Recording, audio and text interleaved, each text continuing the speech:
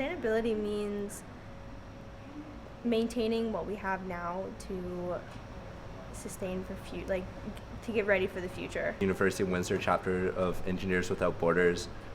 It's a NGO dedicated to ending extreme poverty in sub-Saharan Africa.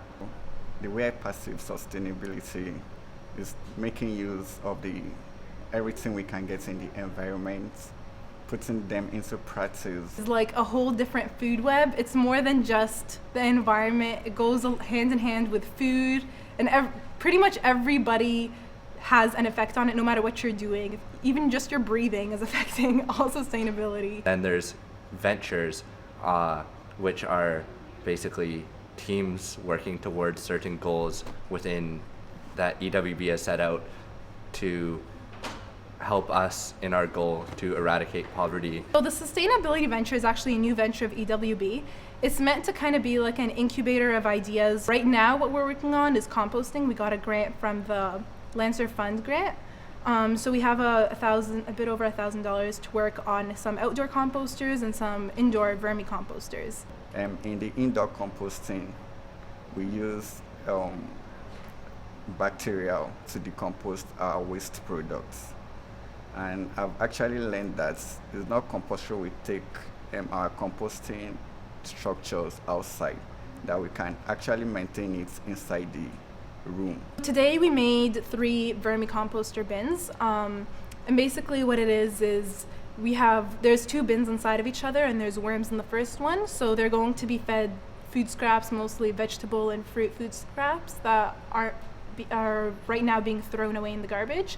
And what's going to happen is basically they eat it and they break it down, and we use the waste they make, their worm tea. By reducing waste and basically saving the energy, so no energy is lost through the food system. So instead of food scraps going to the waste, it's actually being re-implemented into either community gardens or any soil. We used some newspaper donated by the Lance. We used some worms donated by Steve Green. We used red wriggler worms. They're indoor worms. And we used 6 Rubbermaid bins from Canadian Tire. So 3 were smaller than the other 3, so that we're putting them inside each other.